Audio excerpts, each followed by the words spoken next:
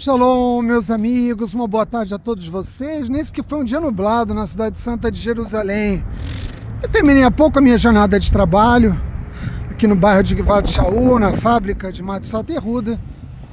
Vim até o estacionamento lateral, porque eu queria pegar esse resto de luminosidade que ainda existe aqui em nossa cidade, para poder gravar a minha mensagem para vocês.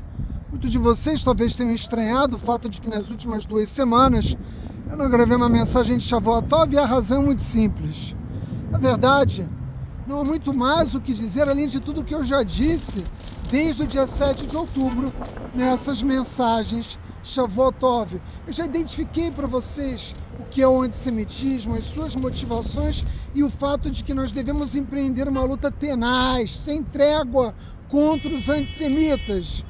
Mas essa semana é uma semana muito especial, porque essa semana nós iniciamos a celebração de Purim. Na quinta-feira, nós vamos fazer o jejum de Esther. E nesse dia também, no mundo todo, o povo judeu, dia 21, vai se unir em oração para que nós tenhamos de volta, os nossos cidadãos que se encontram sequestrados, reféns, ainda nas mãos do Hamas. Nosso desejo é de vê-los de volta, cada um deles ao seu lar. Portanto, nós vamos unir o nosso povo no mundo todo, em oração nesse dia. E a partir do final do Shabat, se inicia propriamente a celebração de Purim. E o que eu quero dizer a vocês é que a história do povo judeu, mais uma vez, se repete. Ou seja, em todas as gerações se levantam aqueles que buscam nos destruir. Tem sido assim ao longo da história, desde o início, desde que nós atravessamos o Mar Vermelho e fomos atacados pelos amalequitas. Não há, portanto, como não reconhecer as equivalências, os paralelos evidentes entre a história de Purim, que está relatada na Megilá de Esther, e o que o povo judeu enfrenta neste exato momento. Vejam, como começa o relato da Megilá? Depois da destruição do templo sagrado em Jerusalém, o nosso povo é levado como escravo para a Babilônia. Nabucodonosor destrói o templo sagrado e se inicia um período de exílio, o nosso segundo exílio, que vai durar 70 anos. Mas a Babilônia cai, como todos os impérios, também cai. E um outro império é alçado ao poder, a Pérsia. O centro do poder político sai do Iraque e vai para aquilo que hoje nós conhecemos como o Irã. E a Megilá nos conta que nós, enquanto povo, estávamos dispersos, divididos entre as nações, entre esse imenso império, centenas de nações. E o nosso povo não reconhecia a liderança de Mordecai. Mas por que Mordecai é tão importante? Mordecai era o Nassi, ele era o presidente do Sanedrim, do mais importante tribunal rabínico do nosso povo. Ele era o mais sábio de todos, portanto, ele deveria exercer a liderança. Mas nós tínhamos perdido, em razão do longo exílio, nós tínhamos perdido, de certa forma, a nossa ligação com Hashem, e muitos se encontravam felizes, integrados com outras nações, a tal ponto que, apesar de Mordecai ter dito que o nosso povo não comparecesse na festa no qual o rei da Pérsia, aquele que foi alçado ao poder, Ahasverosh, pretendia realizar, uma festa em que ele celebrava o seu reinado, mas também celebrava o nosso opróbio, porque ele acreditava que, uma vez que os 70 anos, segundo os cálculos dele, já haviam passado, que o nosso exílio era definitivo e que a Kadosh Baruch Hu havia se afastado, abandonado o nosso povo à própria sorte. Meus amigos, comparecer a esse jantar foi uma infâmia. Ahasverosh providenciou que a comida fosse kosher, mas nós havíamos esquecido aquilo que é o nosso eu essencial.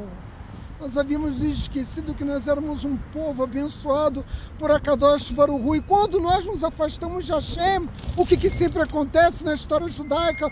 Um novo inimigo maligno surge, sempre com a mesma intenção: destruir o nosso povo. E o nome desse inimigo era Hamã. Olha que coincidência. Hamã, Hamas. Seu ódio por Mordecai que havia sido seu mestre no passado, porque Ramã havia sido escravo de Mordecai, era infinito. Mas o seu ódio não era apenas por Mordecai, porque Amã era uma malequita. Ele também odiava o nosso povo.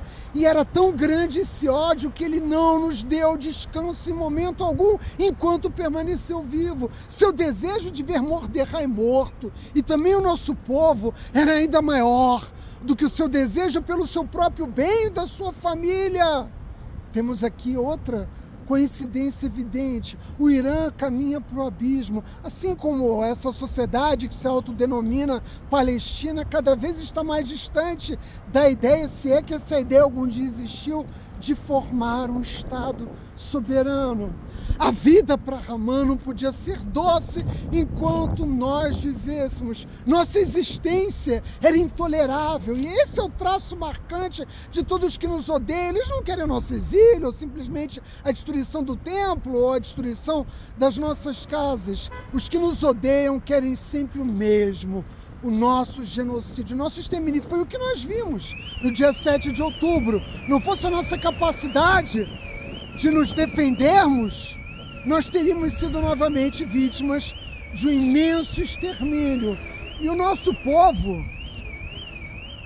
Garagem está fechando. E o nosso povo descobriu subitamente que o mundo que parecia tão feliz em celebrar conosco no banquete de Ahasverosh, ficava muito mais feliz com a ideia de nos ver exterminados. E face a esse intenso ódio, nós somos lembrados do que éramos, do que somos, do que sempre seremos, uma nação, e de que nós estamos sozinhos, como agora. Nós estamos sozinhos. Existem alguns poucos, que estendem a sua mão ao povo judeu, mas a sorte do povo judeu no passado e a sorte do povo judeu agora está apenas nas mãos do nosso próprio povo e, evidentemente, de Akadosh Baruch Hu. E qual foi a nossa resposta a essa ameaça existencial tantas vezes?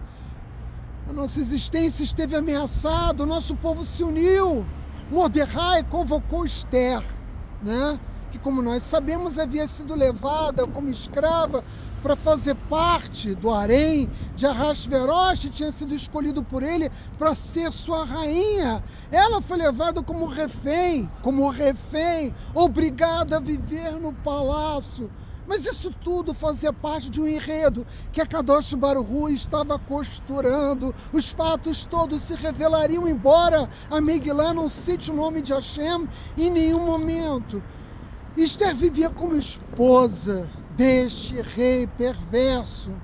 Mordecai chamou Esther, que era sua esposa, e disse que ela deveria se sacrificar pelo nosso povo.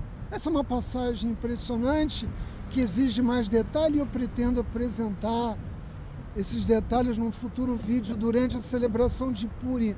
Mas a verdade é que, ainda que um tanto vacilante, porque ela tinha medo de morrer naturalmente, Esther aceitou a missão, colocando a sua vida em risco, porque ela não podia chegar até o rei sem ser chamada por ele. Ela aceitou a sua sorte, a missão de salvar o nosso povo, mesmo que isso custasse a sua própria vida. Não é o que os soldados de Israel estão fazendo agora, nesse momento, colocando a sua vida em risco para defender o nosso povo. Nós temos milhares de Esther nas linhas de frente, em Gaza, no Líbano, em todas as partes onde o nosso povo é ameaçado. E o nosso povo foi chamado por Mordecai a orar, a jejuar, a se restabelecer por meio de uma techuvá, se reencontrar com o Criador. E ele não nos negou a salvação. A salvação do povo judeu, fruto da misericórdia de Akadosh Baruch Hu, veio de uma forma, como todos nós sabemos, retumbante.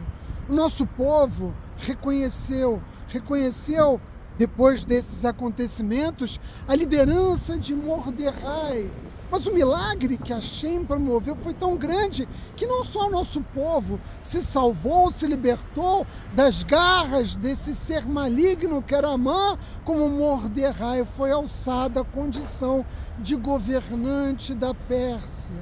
Vejam como Deus, né, responde às nossas orações. Como nós sabemos, houve, evidentemente, de acordo com a narrativa da Megilá, uma imensa reviravolta e os nossos inimigos, sobretudo Ramã e a sua família toda, foi morta. E o rei nos permitiu, por decreto, que nós nos defendêssemos sem que recaísse sobre nós uma sanção pelo direito de nos defendermos, e nos defendemos, e nenhum único judeu foi morto, né? No dia que o decreto que se estendeu por todo o Império Persa determinava a nossa morte, Mordecai e Esther foram elevados.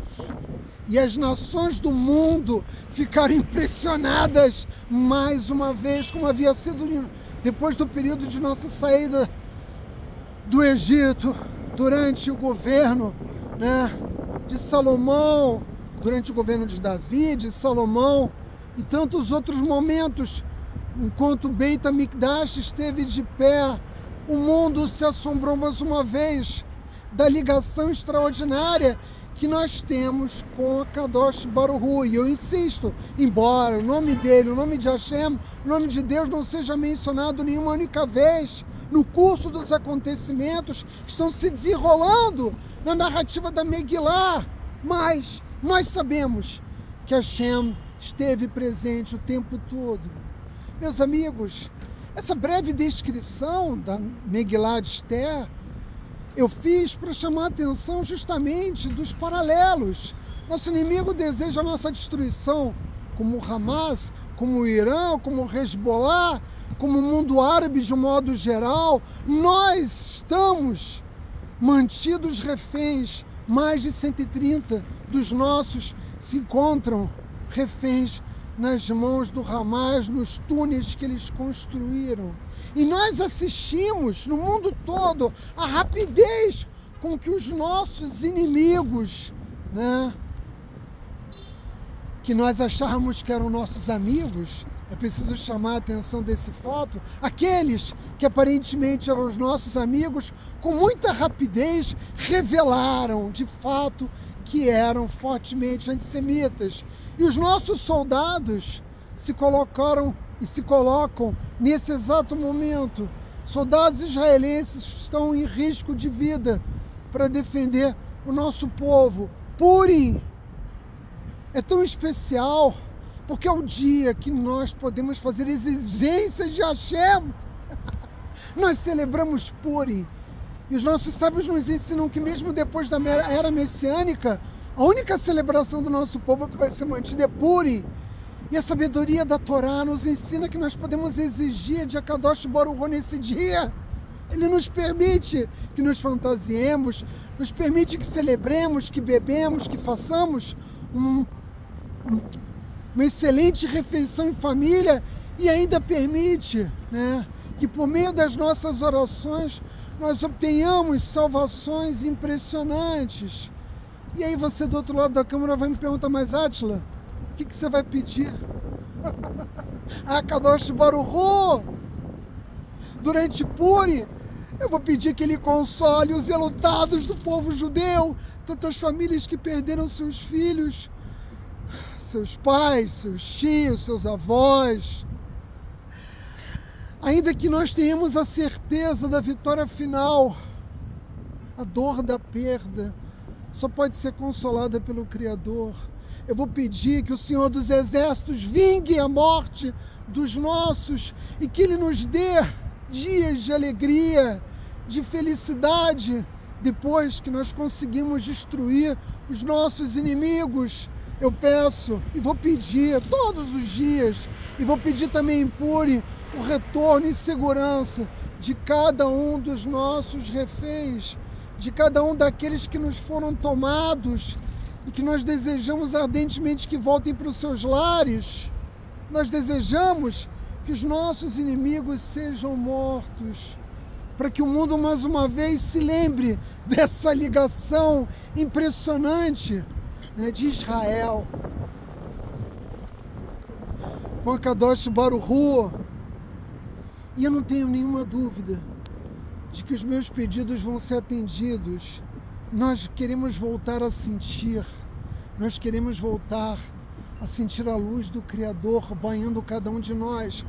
Mas eu peço, sobretudo, que se inicie a era messiânica, que o Beit HaMikdash seja reconstruído e que nós possamos ver essa luz, sentir essa luz e sermos também luz para as nações, cumprindo aquele que é o destino imemorial do povo judeu, meus amigos. Shavuot Tov.